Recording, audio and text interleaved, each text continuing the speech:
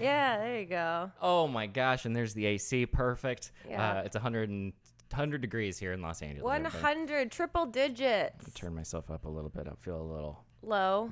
Hi, everybody. Welcome to the Pilot On Podcast. My name is Elliott Morgan. I'm here with the lovely Grace Helbig.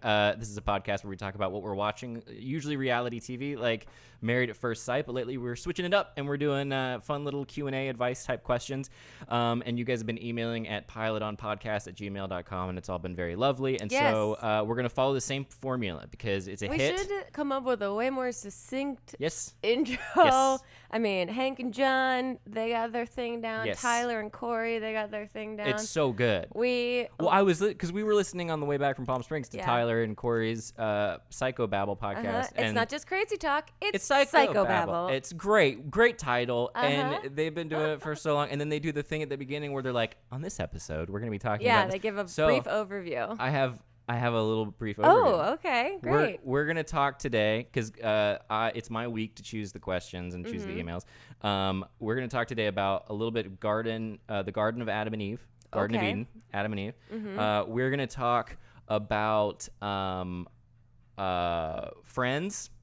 Wait, is it called the Garden of Eden because it's Adam and Eve combined and their ship name would be Eden? Adam, Eve, Edom? Adam. No, it'd be Eve? Edom. That'd be with an M. I was trying to make sense of something that doesn't make sense. You were to me. trying to Star Magazine the story of Adam and Eve. I ship Edom. I got 3 emails, and we're gonna talk about Married at First Sight, of course, and all the other fun stuff that we're watching. And that's my big 16th intro. I haven't been reading many of the comments this week because I've been just like staying a little bit away from social media. But I did see last week some comment that was like, maybe you'll go back to doing more reality commentary. Yeah. There are, and there's comments that are like, the reality talk starts right here. So we will. So that's the part I love very much, and I do love giving solicited advice from a very completely unprofessional point of view. It's all just us squawking at what we think of different people and situations. And one is a situation in which you can see it along with us with reality TV. And then the other is directly you guys where we can mildly change your name and squawk at you. Yeah, exactly that. Well, Grace. Cheers. We're enjoying a delicious summer beverage as we enter fall. It's a cocktail. It is a weed cocktail because we're in LA and you're allowed. And we're in our 30s, and it's nice. Yeah, it's delicious. It's very much. Actually, it's really good. It's my new speed. Yeah, it tastes like lemonade. All right. Do you want to start? What do you want to start with, babe? Do you want to start with something serious, a little lighter? Do you want to dive into the heavy stuff? What's your... I'm going to let you set the tone. If you're picking the questions, I'm going to let you choose how we started off. All right. Well, here we go. Okay. I'm ready, guys. This is an email from a girl, and that's all I will say. Hi, Grace and Elliott. Hello. I work multiple jobs in the same tiny town, and so have become a regular at the bagel store / deli. Great. By the way, the title of this email is I'm Accidentally Lying to My Bagel Store. Whoa, okay. One have become a regular at the oh, nope, just the same. You ever end one line, you start right back at the same line? You ever read wrong? You ever bad at read? Yeah, we should have thought through having to read things live on a podcast. It's so far away, too. Both of us are not the most adept at reading. One day, the man behind the counter looked at my debit card to get my name and said, "Have a nice day, Lisa. The problem is that my name is not Lisa. Oh. I got the account as a minor, and my mom had to co-sign, so her name appears on the card. I'm guessing her mom's name is Lisa. They were busy, and I figured they'd forgot, and so I didn't correct them. They did not forget and call me Lisa in the following weeks. They were always busy, so I never corrected them. It's been a year. Oh, wow. They haven't called me Lisa in a bit, but I'm terrified. They haven't? Okay. Yeah, they haven't called me Lisa a bit, but I'm terrified of using any other card to pay or of them learning the truth. Even worse, what do I do when the card expires and the new one has my name on it? Please, for the love of God, help me. Wow. The social anxiety is high, folks. All the best. A name or even who even not knows Lisa. anymore. Yeah, not Lisa. We'll call her something else. P.S. You guys are lovely, and you're lovely, and the podcast is wonderful. Thank you for this question. This is one of those questions that really true separates the high anxiety people from those without. And I feel for you because I have deep anxiety about this very seemingly mundane problem that you are experiencing currently. and that you've let it go harmlessly. No one is necessarily wrong in this situation. These are the hardest things to give advice about because no one is trying to hurt anyone, but there is a problem still. You're out politing one another. Yeah, and thus creates the conflict. It's wonderful. Oh boy, okay, you got to read this before me, so I would assume that you've had some thoughts about this. My thoughts were that I thought you would have a lot of good thoughts on it, for starters, but also, here's what I think you should do. This is the thought I did have, and it was very passing. It's like so you're gonna get a new card, right? Right. It's gonna have your actual name on it. But you already have, I'm assuming, cards with your name on it, I believe you say. So the way I see it is if someone assumes that your name is Lisa and you then hand them a different card, right? And it says your actual name on it, they're gonna be like, this girl either was using somebody else's card before or she's stolen this card. Right. But either way, you are taking the awkwardness that you're feeling. Like, I like to think of awkwardness as it could appear on the periodic table of elements. It is a substance that is inside of you that you must dispel, you must get out of your system. It's like magnesium? It's magnesium. Yeah, it's a lot like magnesium. Okay. And so you want to spread through osmosis the awkwardness to someone else. And so when you hand that card over, regardless of how they interpret it, you're putting them in a position where they have to respond. You don't have to do anything. Yeah. And therefore, the awkwardness that you feel, and I'm not saying this is a morally or ethically sound thing to do, but you're just shoving it on them. You're saying, deal with it. Let's see how they react. You become a scientist. You become an experimenter. It becomes a social experiment. Yes, and then you get to decide what their opinion is on you. And it's only been a year of a long con. You get to find out if you come across as someone who is stealing people's identity. It's a long con, yeah. Well, okay.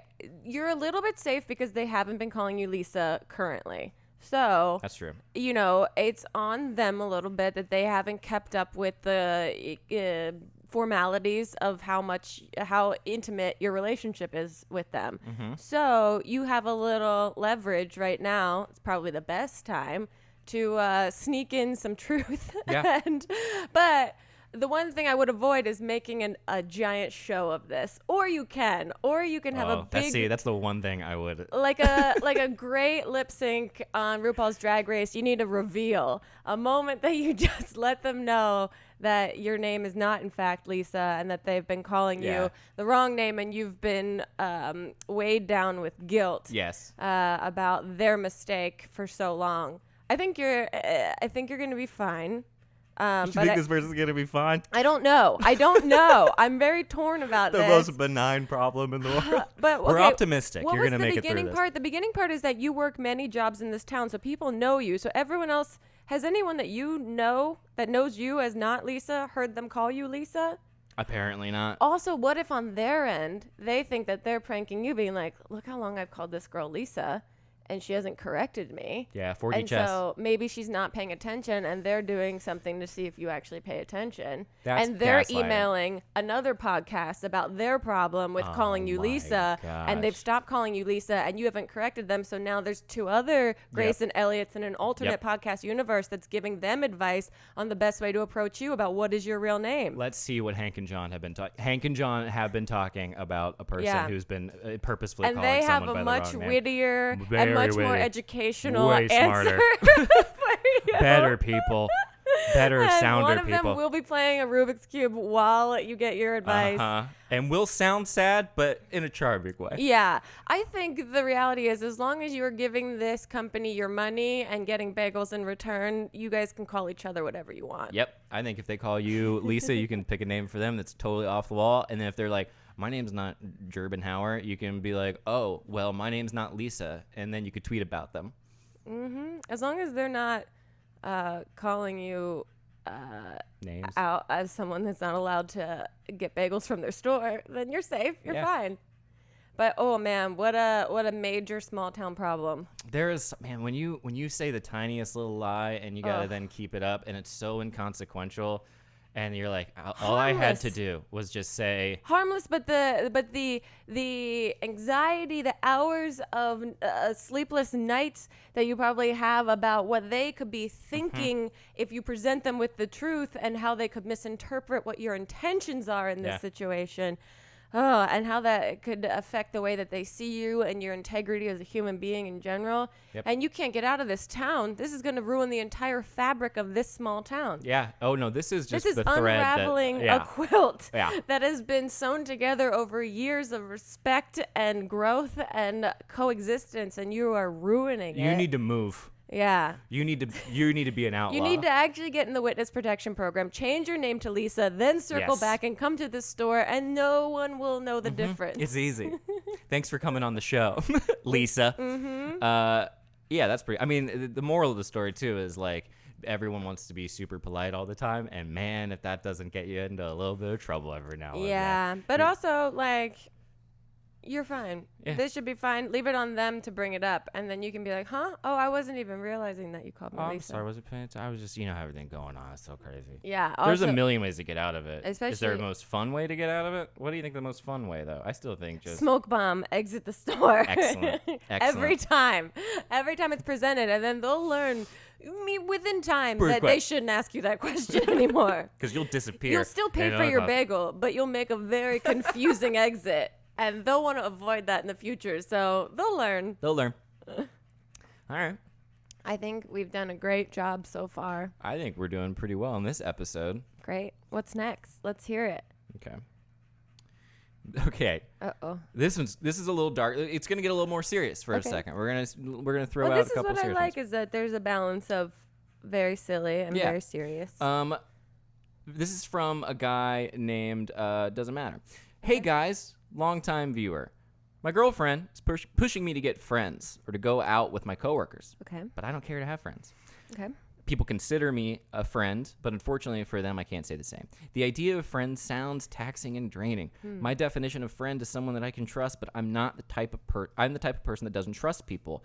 If I want something done, I'll do it myself, which means it's hard for me to consider someone a friend. People around me tell me that it's not healthy to be alone, yet I've done it for years and I'm fine. So question, what's your guys' definition of friend, and how do I go about fixing this friend thing?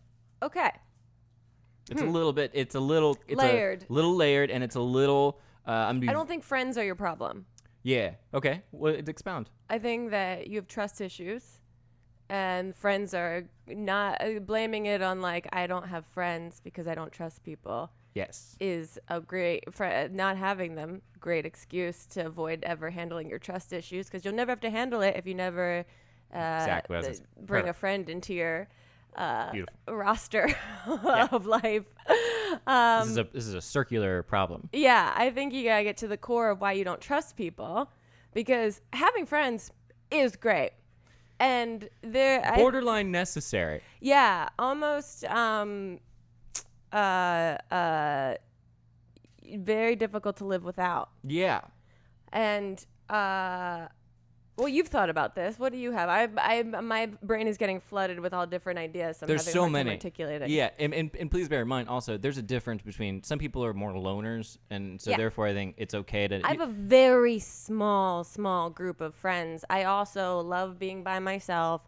I find that I can control my social situations when it's only me. So obviously, Yes. as someone that thrives on certainty and control, like, why would I put myself into a situation with a human being with free will that could do whatever they want at any time in my presence, including me or not? no, they'll start And, calling you Lisa. They're gonna they're gonna really there's- mess things There's up. too many things that could go out of control, and like that. Woo. But No, don't get us wrong. People are terrible. Yeah, I think it's funny. The thing that stuck out to me is the double speak that we tend to do. So like, yeah, take it. Get rid of it. I want just want to nothing be able do to with reread it. Go it. ahead. Yeah. So let's just go through the language that you're using here in this email for a second. So Okay. one statement says, let's see,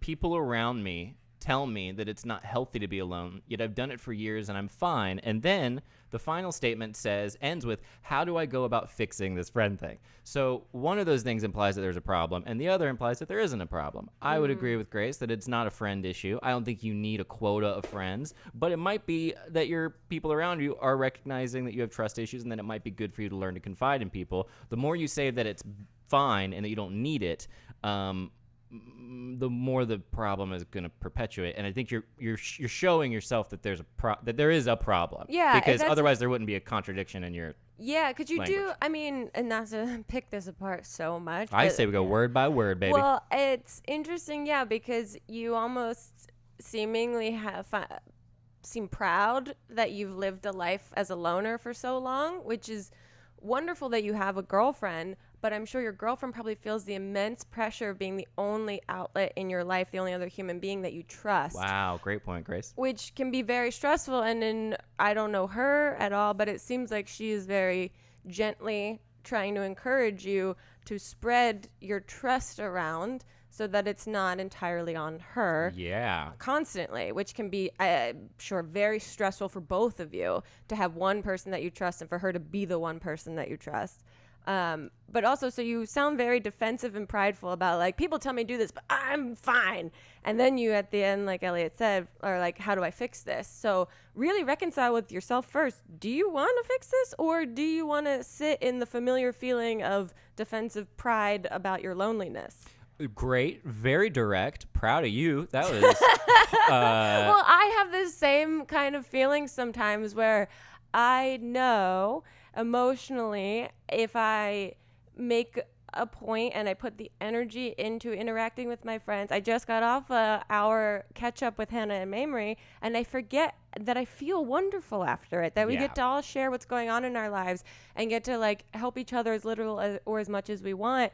And it does make me feel better. But as someone that is so familiar with hanging out by themselves and enjoys being able to spend time alone, I forget that I do need that. So I'll get stuck in my defensiveness about, like, being alone is all I can. I got a handle on that. So I'm fine. But that will, after a while, I get, the byproduct is I get unconsciously, like, cagey, or I'll get, like, curt or, like, short with you from time to time. It's Lisa, but thank you. Yeah. Totally, yeah. It bottles up, and it comes out in different ways that you don't recognize, that don't seem like they're related to not having friends or related to having trust issues. But when you look closer, they are. The only thing I would add, that you can take this or leave it, but you could, this is just a suggestion, you could try changing your frame of reference about this situation from being less about whether or not you need friends, because some people don't need as many friends as others. And you can start changing it to, what does my partner need? What do the people around me? How could I benefit other people in their lives? Yeah. And instead of going, oh, I need friends, they think I'm lacking in something. Instead, go, what can I give? And you by finding friends would be giving to your partner as an act of love. Even reading if you don't. this, sorry, I'm like holding my fingers because I have two You thoughts got that it. I don't Go want to for fly it. away. What he says, people consider me a friend. Okay, so if you've been a friend and you recognize that people consider you a friend and you agree with that, what is it that you're doing and providing to that person that possibly you could use in return? Think about, if you're being a friend, what is that to you? What does that mean to you? Because being a friend takes as much energy as getting a friend and having a friend. Mm-hmm. So be clear with yourself. Are you being a friend?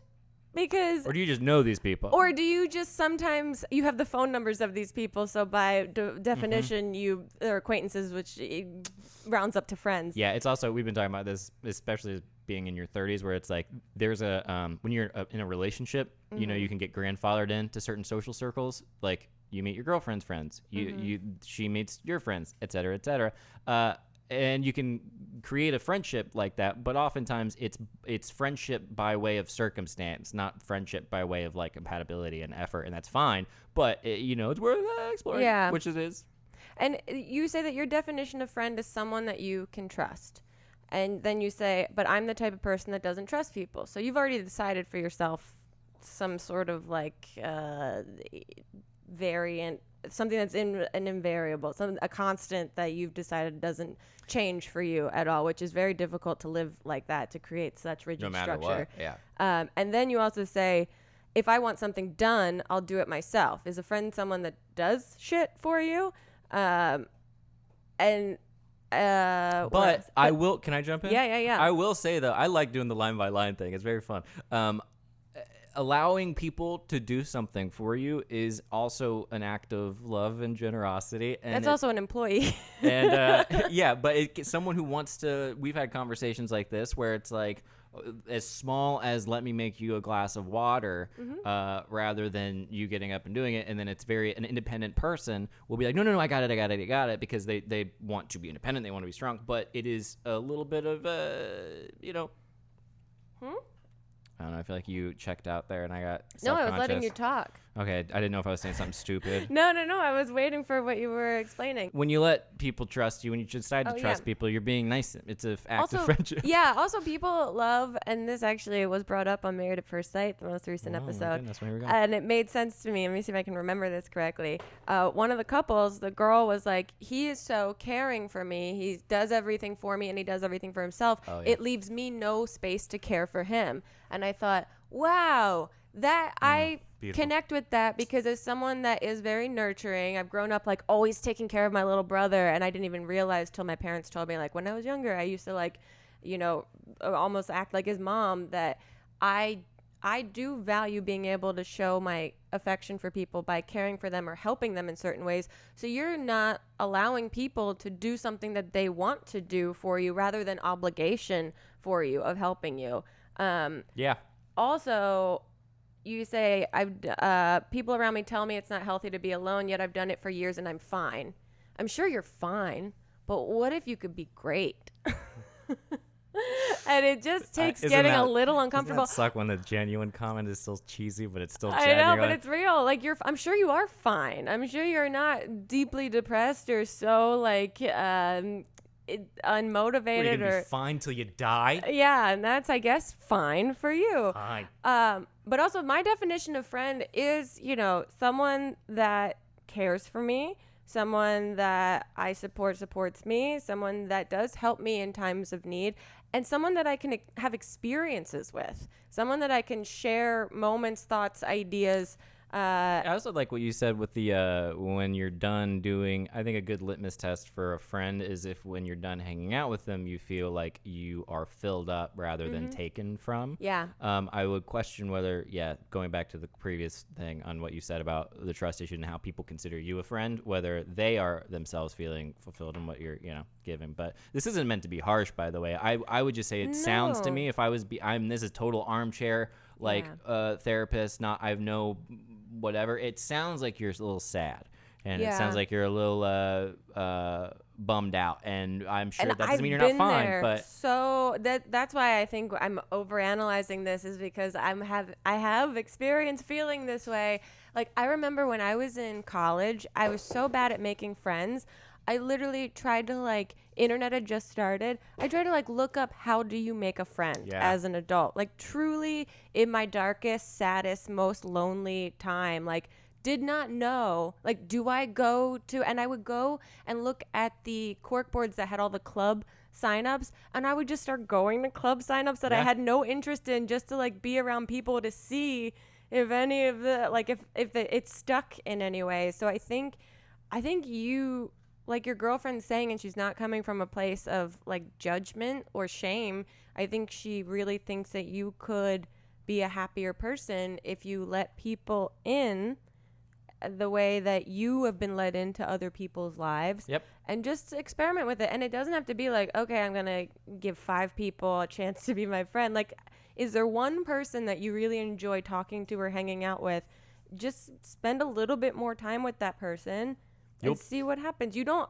There's no obligation, but just maybe a little effort. Yeah. Maybe you'll find a really cool group of people that none of them need friends, and they're all totally fine. And that could be a totally chill hangout session where you're all yeah, like whatever. There's friends too, especially in your adult life, I think, where it's like you see them once every 2 years, but it doesn't really, you still get to maintain relationships. It's very beautiful. And we're living in a time right now where a lot of people are super lonely all the time. So take advantage of the fact that you even have this opportunity, I would say, because a lot of people don't. And thanks for asking. That's a very vulnerable question. It seems very like simple, but as an adult making friends, I get very insecure about it. So I appreciate you asking about it. And to be more specific, I do think as a guy, it's especially hard. It be very closed off, and so would mean no offense by what we're make yourself a little vulnerable. I have one more question. Let's do it. Actually, two more.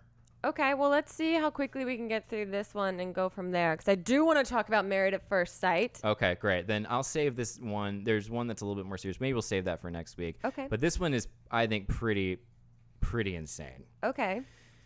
Can I see it on here? Or? Yeah. Let me find it. I did such a dumb way of organizing this. Everyone has their systems. Yeah, I know, but it's mine not good. Okay. This is not a good. Here we go. All right. Hi, I live. I did read this last Yeah, it's great. I live in an apartment complex, and the man who lived in the apartment. Oh, sorry. The title is "Neighbor Died. Should I Move?" That's as far as I got in reading this one. I got farther. Okay. Hi, I live in an apartment complex, and the man who lived in the apartment under mine passed away in his home. The body was found a few days after me, and some other neighbors complained about a smell. Okay. They cleaned the apartment and disposed of all the neighbors' belongings, which made the smell go away. I am asking for advice on whether I should move or continue to live in the apartment. I will not read the rest of it because it gets a little bit more graphic. Okay. Listen. You need to move. You think so? 100%. If you can, I mean. If you can, you have to. If you have the resources and assuming maybe you can. You think so? You have to? Why? Let me. I am okay. And this is. I'm reasoning. Just playing devil's advocate. Absolutely. Because as someone who has been afraid of ghosts and used to, like, when I was in Catholics or Sunday school, would pray that Jesus or Mary would never show up to me ever because I didn't want to deal with ghosts. No, thank you. I mean, my first reaction is I would move because I couldn't handle that. That's step one. Yeah, but why do you say? That's the big one. That's the takeaway. Okay. Here's a little fun fact about smells, right? If you are smelling things, it's because your olfactory senses or whatever, your olfactory cells, you're getting hit with olfactory cells in your nose. Mm-hmm. Those are cells that came from Tabati as it was fleeing and getting out of its dying. And so you have your dead neighbor was in your nose. You have to move. That's gross, and you have to move. You have to leave right now. Okay. There's no way. Where did you learn that? There's no way. That's any smell. If you smell a fart, where do you think this fart came from? Came from somebody's butt. Their butt. Uh-oh. In you now. Okay. This is why I think Joe Beretta hates body odor so much. It's one of my favorite things about him. It's too intimate for him. It's too much. And it makes sense because it's someone just invasively in you. And also, if you hadn't smelled it, if you just found out like a day later, or if even you were moving in and you're like, even if it's an apartment that you found out somebody died in, a house somebody died in, that I don't care about. That's different. But if you smelled it, I think you have to move. How do you stay in that? How do you not think about that all the time? Or at least in the dead of night at like 3 a.m.?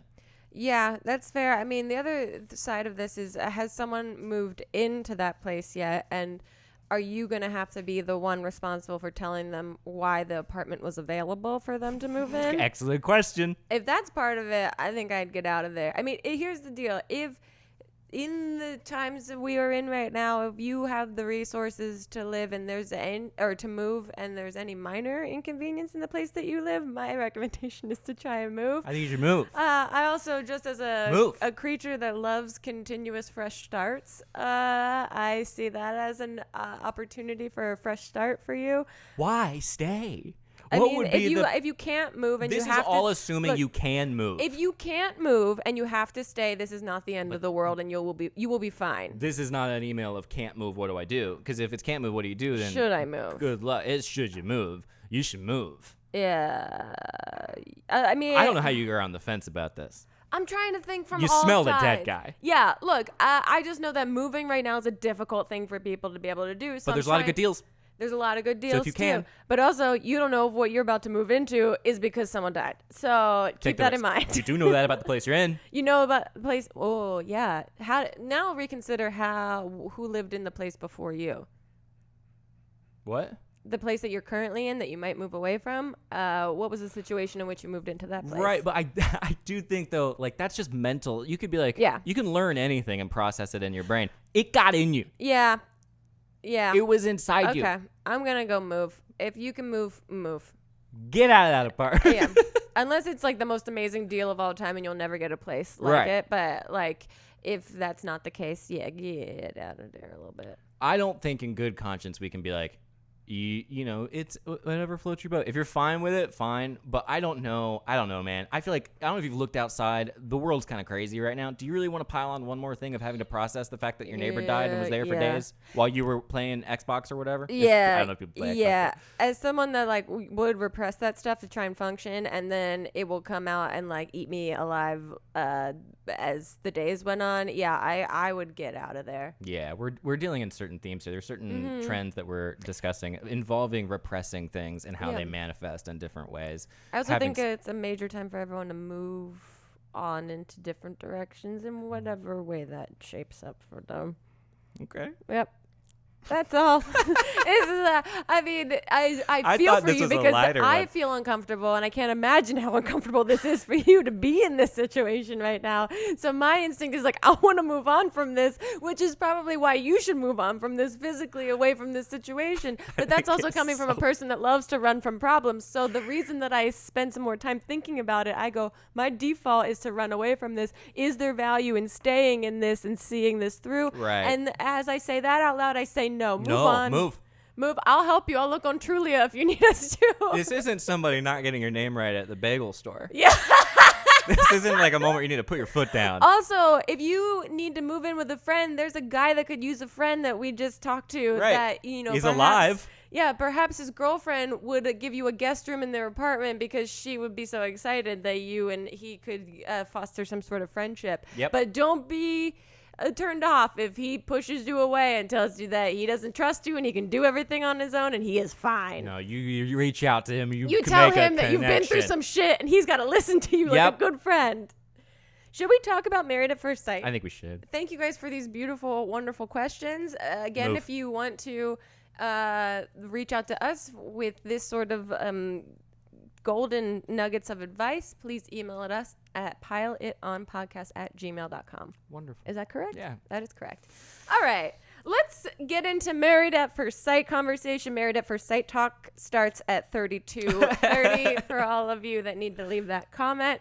Okay. This episode, they are in their apartments. They have moved in with each other, and this is the awkward, we're forcing you guys to bring your friends over to mix and mingle and see how you host your friends and family together in a very casual, not at all produced or staged party situation. Normal. You know you're at a party when a friend comes out and says out of nowhere, I have a game. I have a game, and how weird that all five parties devolved into some sort of game activity. Yeah. Who knew that was the most prevalent thing that happens at parties? But we're not here to talk about the clearly produced element of the show or the potential scriptedness of it. I am, because I was in the bathroom earlier and I was thinking through, trying to remind myself of what happened this season, and they have to, because this episode starts with Christina and Henry, as always, having the most awkward, forced conversation in their kitchen, talking about what their plans are for their party. And Henry, says absolutely nothing the whole time, and she's trying to force a conversation. It's all on her, and then she gets upset. She goes, end scene, and looks at a producer like, this is all we're getting, and then she gets frustrated with him. And in my mind, I go, they have to restructure how they produce this show. It is just not working anymore. And now they've broken the fourth wall. The model doesn't work. They let us in last season because the cast was done with it. And to me, I'm like, it's not produced well at all. And thinking this is only coming on the heels of, I talked to Michelle Buteau on my podcast, Not Too Deep, and she is the host of The Circle.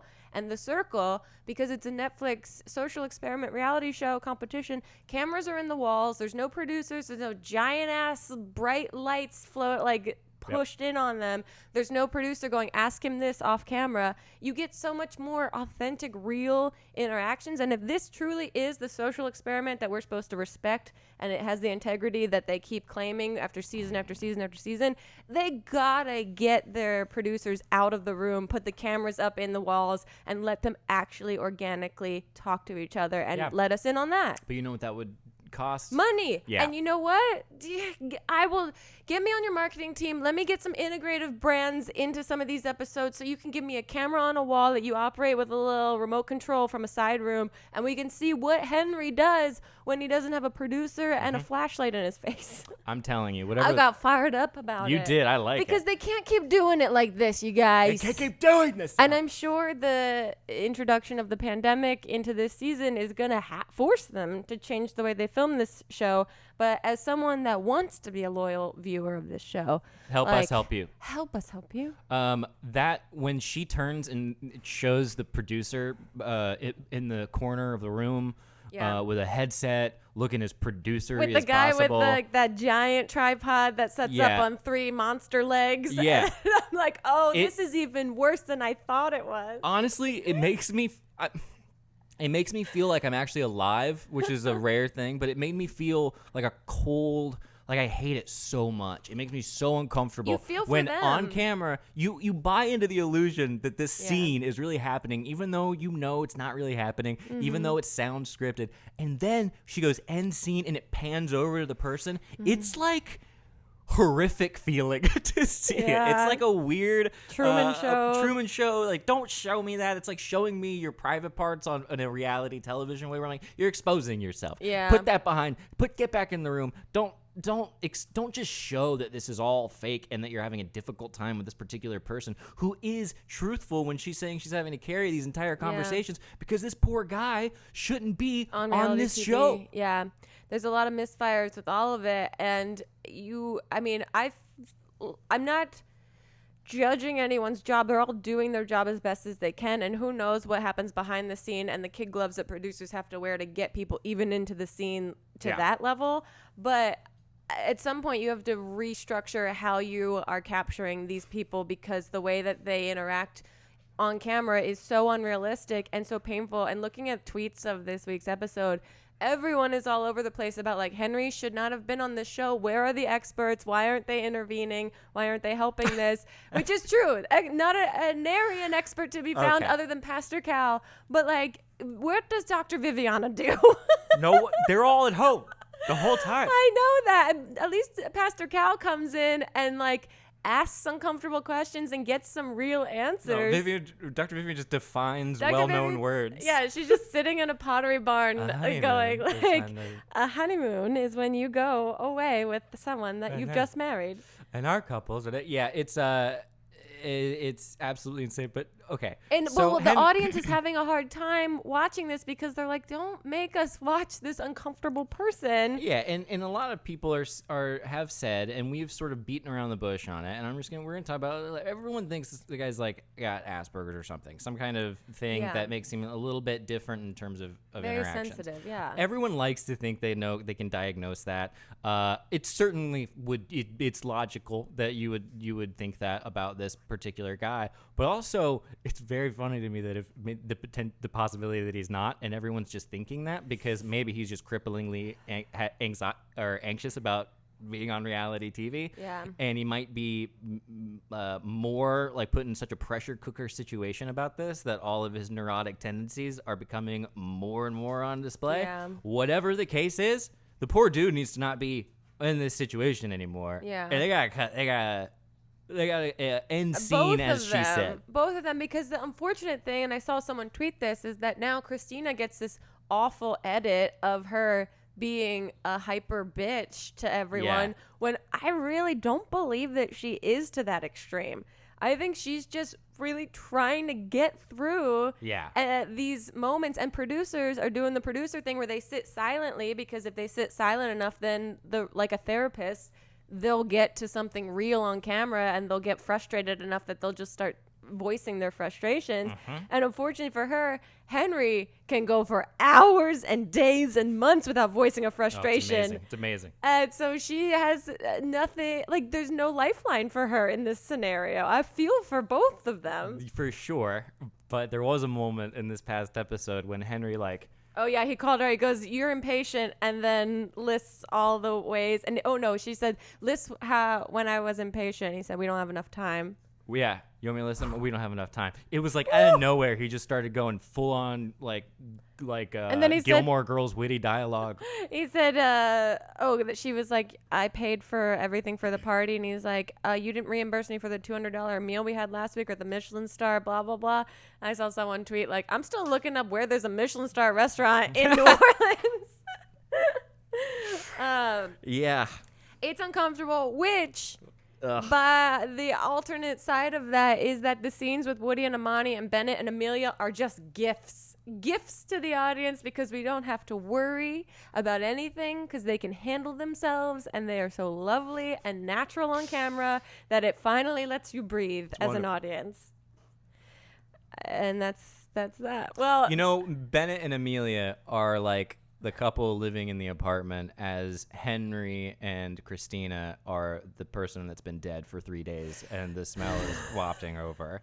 And Bennett and Amelia are the saving grace. They need to get out of the apartment and they need to go live happily. Bennett and Amelia are perfect people, and I love them very much. I'm attached to them. I'm a big fan. They just become even more likable every new scene and scenario that they're put in, because they say yes to the ridiculousness and the parameters of this show.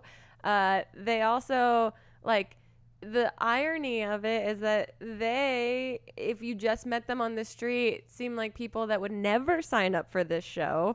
And ironically, they're the most successful couple on this show, whereas the people that you would assume would sign up. Henry's definitely the king of people you wouldn't expect to sign up for this show. No, he's more in line in my mind to the people that would sign up. Like, they're trying to find real people that aren't like actors or actresses and aren't putting on, like Married at First Sight Australia, these like wannabe reality celebrity personalities. And he's definitely not doing that. But Amelia and Bennett are such little weirdos that you would think that they wouldn't even know the show existed as a casting call to even sign up for. What a wonderful tales we've spun today, Grace. Well, I mean, no. So just wrapping up the kind of summary of this episode, no surprise that Woody and Amani's party, they have great friends, which is just like Lovely. Even better. The best. They're well-rounded, great people. Same with Bennett and Amelia. Surprise, surprise. All of their like funky weirdo friends mesh perfectly together. And it's great. I mean, it's just so lovely to see. What was that tweet? I can't remember if it's appropriate to repeat, but it was about Brett and Olivia and how, thank God, it was like, if his friends had been the ones that came to the party. Oh, if they had to do like a friend paint party, they'd just draw dicks all over the painting. Yeah. Okay, well, it wasn't as funny as I remembered it being, but it's pretty on point. Laughed and laughed. I was just having a hoot and a holler. But then Brett and Olivia had their party, and I don't really remember much of it. Maybe that's the point. They seemed fine. Oh, and then they had a little session where he helped her budget, and it seemed cute. That seemed nice. Yeah, they're doing great. They seem fine, but they keep harping on this. He is a budgeter, and she wants to live free, and she makes more money than him. And everyone was tweeting really funny things about, like, of course, she's not. You're insecure because your girl makes more money than you, so let her live her life. Blah blah blah. He had that great line where he said, you know, they were like, oh, it's so fun to go travel and have experiences, and then he was like, you know, it's even more fun watching your net worth go up. Yeah, that was a real cringy line. Oh, he also had a funny line where they let the... Yeah, good. The ring Leave light it. has cut us off. Oh, the no. end scene. It wants us to be done. Should we shake it, or who cares? I mean, yeah, who cares? Let's let them see the real raw eyes. Great. This is what we look like without a perfect ring light. He had the funny scene where they separated the girls and guys and let them like all decompress with each other and talk to each other, and he's drinking with the guys and explaining to them about how she loves to go to 5-star hotels, and that's probably not going to be the case. That they're going to have to go stay at like 2-star hotels, 3-star hotels, and everyone on Twitter was like, "Who stays at a 2-star hotel to go on vacation?" Yeah. Did I get this right? He's going on vacation to 2-star hotels. Okay. You stay at a 2-star hotel if you're going to a funeral of someone you only kind of knew. Yeah. Yeah, if you have to go home for someone else's holiday. Yeah. Or if you have to go, you only stay at a 2-star hotel in an emergency. Yep. And we've already mentioned the Miles and Karen thing. You mentioned the Karen friendship, or the like his overbearingness that doesn't allow her room, which is very sweet. There you go. Yeah, that they were the ones that Karen said that he is so. I think he said at some point, Miles, in the episode, that he's more emotionally intelligent than her. And but she had mentioned like he's so caring. Maybe. I don't know. But he wants to do. I think he means that he's just more in his feelings than she is, which is true from what we can see. But she also said to someone that he is so wanting to dote on her and like make her his queen and like love her, that there's no space for her to be able to take care of him, taking up all the real estate. Yeah, he said that like he got hungry in the middle of the night and she like made him this like full like fish dinner, because that's just, she seems like a nurturer. She's like a nurse or something, so works in the medical field, so she seems like a caretaker. And if he's trying to do that 100% to her, there's no space for her to do that back. Yeah, there's also like a weird thing sometimes I feel like with that stuff where you're like, oh, are you doing this because are you making up for past sins? Like, were you a crappy boyfriend in the past and now you're like chill? Yeah, I don't know. Who knows? I don't know. He's been in a lot of relationships, and his sister, I think, was the one talking to Karen saying, I'm just worried because he'll love whoever you put in front of him. Like whoever he was matched with, he was gonna go in 100%. Yeah. And so she just wants to make sure that he's not like going in all for naught. Yeah, that's the other. Yeah, it's the act of like a loving gesture of making breakfast or making whatever for you. Like, are you doing this because you love me, or could I be anyone and you would treat me the exact? I'm just a placeholder for you to pour out love into. Yeah, which is why I thought it was good that Karen's friend sat down with Miles and was like, she wants an alpha man. Like you got to treat her like a bad puppy. Like you got to come home and say, this is our house, and kind of like, step up and be that sort of man for her. And I was like, oh yeah, I get that, because her biggest insecurity seeing his social media before she met him was that he's in his feelings, which I think can be misinterpreted as like a not very alpha male. No one wants to be the sun around which the planets orbit. Okay. What's that in relation to?